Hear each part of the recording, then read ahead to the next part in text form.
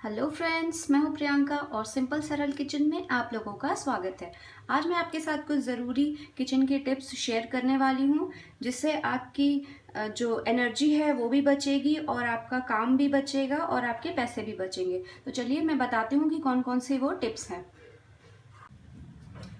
Friends, हमारी सबसे पहली टिप ये है कि और नॉर्मली सभी के घर में प्यूरीफायर होता ही है, ज़्यादातर लोगों के घरों में होता है। और उसके में इस तरीके का जो है आउटलेट भी होता है, जिससे कि वेस्ट जो पानी होता है वो गिरता रहता है, वो पूरी तरीके से वेस्ट हो जाता है। तो आप इसे इसी तरीके से कंटेनर में किसी स्टोर करके रखिए। देखिए, मैंने इस तरीके से कंटेनर में स्टोर करके रखा है और जब ये भर जाए तो आप किसी भी बकेट में डाल दीजिए। और इस पानी को आप अपनी किचन यूज़ करने में और बैल्कनीज़ वगैरह क्लीन करने में या तो फिर बाथरूम वगैरह क्लीन करने में इसे आप यूज़ कीजिए। और कभी कभी खाना बनाने के बाद में हम बर्तनों को ऐसे ही छोड़ देते हैं और वो सूख जाते हैं, तो उससे बेटर ये है कि आप इस पानी को उनमें डाल कर रखिए, ताकि आपके जो बर्तन है वो सूखे नहीं और आराम से क्लीन हो जाए।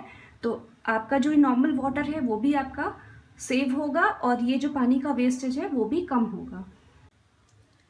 तो फ्रेंड्स, जो हमारी नेक्स्ट टिप है वो है कि जब भी हम रोटियां बनाते हैं तो हमारा तवा गरम ही रहता है। लास्ट में जब रोटियां ख़त्म हो जाती है उसके बाद भी हमारा तवा गरम ही रहता है। तो हम इसे ऐसे ही छोड़ देते हैं या फिर साइड में रख देते हैं, जिससे जो इसकी हीट होती है, इसमें बहुत सारी हीट होती है, वो पूरी वेस्ट हो जाती है। तो उससे आप क्या करिए कि जब भी आप इसके पहले अगर आपने सब्ज़ी वगैरह बनाया है या फिर दूध वगैरह कुछ भी है तो आप उसके ऊपर रख देंगे।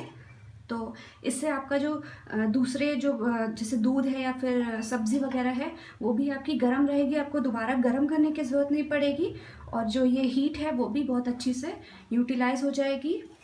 और दूसरा आप ये भी कर सकते हैं कि जब भी आपका जब तवा गर्म हो तो उसी समय जो ये नींबू है, जब भी आप बनाने के बाद बच जाता है तो वो भी इस पर इसी तरीके से लगा के तुरंत आप धुल देंगे।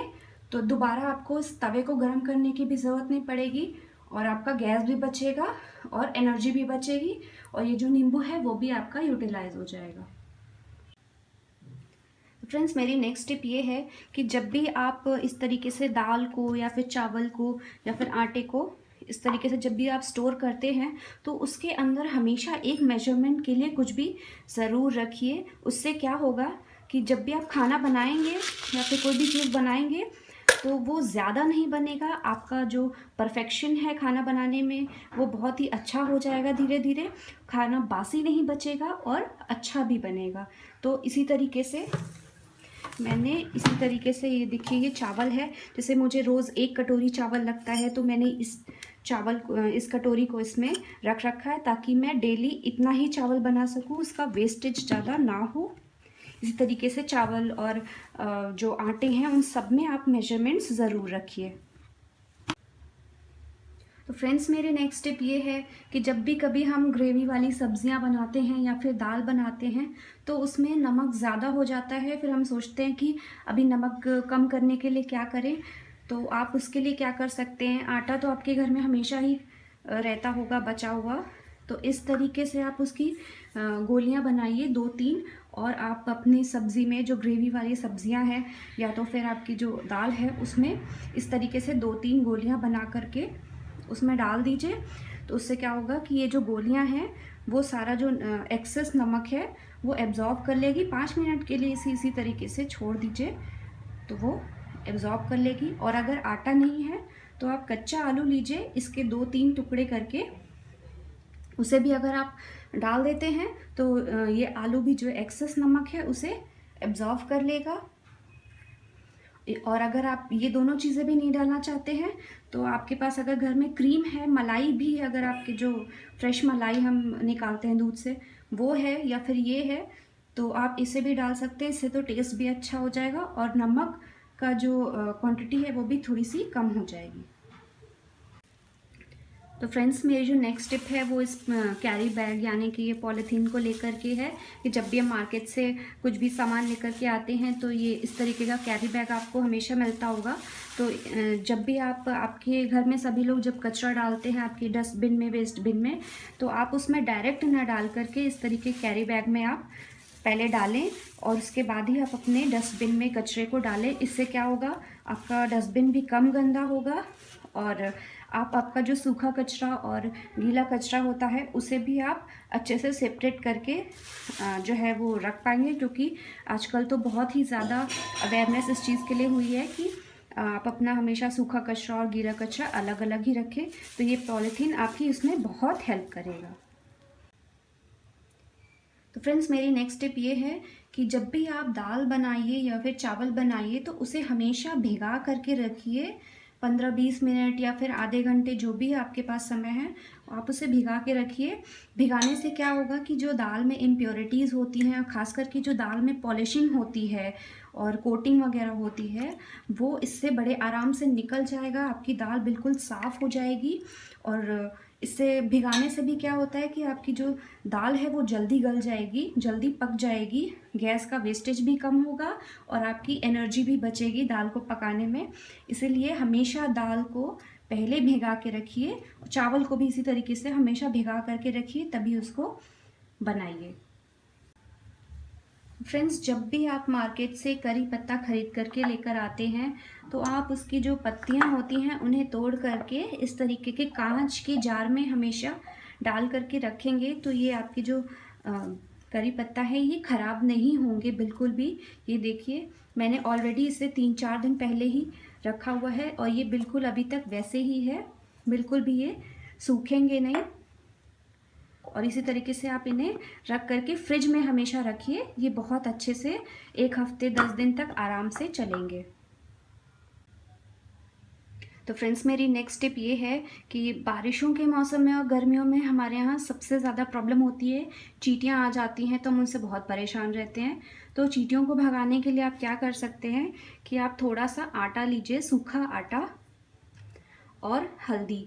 तो ये जैसे आपने अगर ये 2 चम्मच आटा लिया है तो 1 चम्मच इसमें हल्दी मिला लीजिए और दोनों को मिक्स करके जहाँ पर भी चींटियाँ आती हैं या इकट्ठा हुई रहती हैं वहाँ पर आप इन्हें डाल दीजिए, तो वहाँ से सारी चींटियाँ भाग जाएंगी और आपको भी ज़्यादा परेशानी नहीं होगी।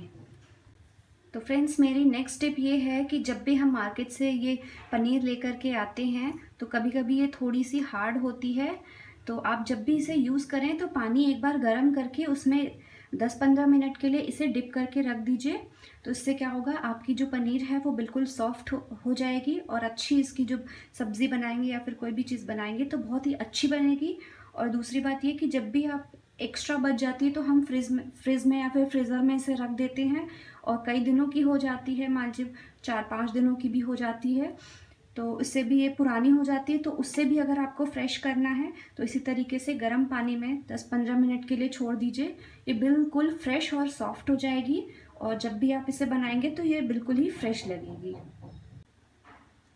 फ्रेंड्स, जब भी हम चाय बनाते हैं किसी भी भगोने में या फिर जिस भी पतीले में आप जिसमें भी चाय बनाते हैं, तो जब भी इसकी चाय पत्ती या वेस्ट बचता है तो उसे आप कभी भी डायरेक्ट सिंक में या तो फिर डायरेक्ट आप वेस्ट बिन में उसे ना डालें, एक बार उसको पानी से ज़रूर से वॉश कर लें।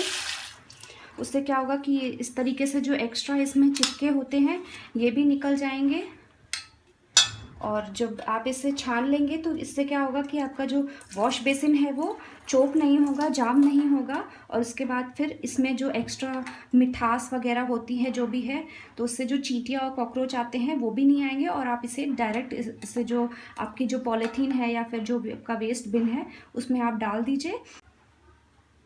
और उसी तरीके से जब भी हम कुकर में चावल बनाते हैं और दाल बनाते हैं तो थोड़ा बहुत उसमें नीचे चिपका रह जाता है कि कुकर में अगर दाल चावल कुछ भी चिपका हुआ है, इसी तरीके से उसे धुल करके छन्नी से छान करके उसे तब आप उसे आपके वेस्ट बिन में डालिए। इससे आपका जो ये आपका जो वॉश बेसिन है वो भी आपका अच्छा साफ़ रहेगा और चोक भी नहीं होगा और कीड़े मकोड़े भी और कॉकरोच वगैरह भी इसमें नहीं आएंगे।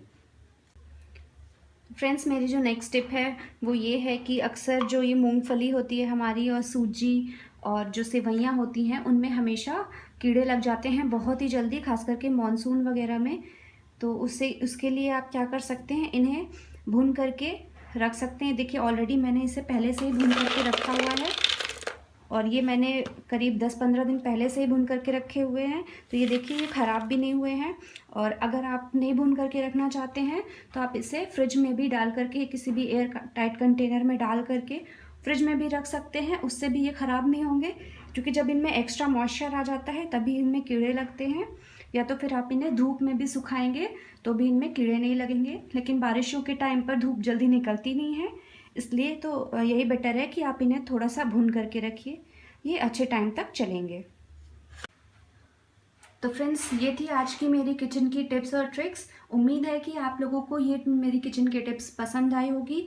तो अगर आपको ये पसंद आए तो मेरे चैनल को ज़रूर से सब्सक्राइब कीजिएगा, लाइक और शेयर भी ज़रूर कीजिएगा। Thank you.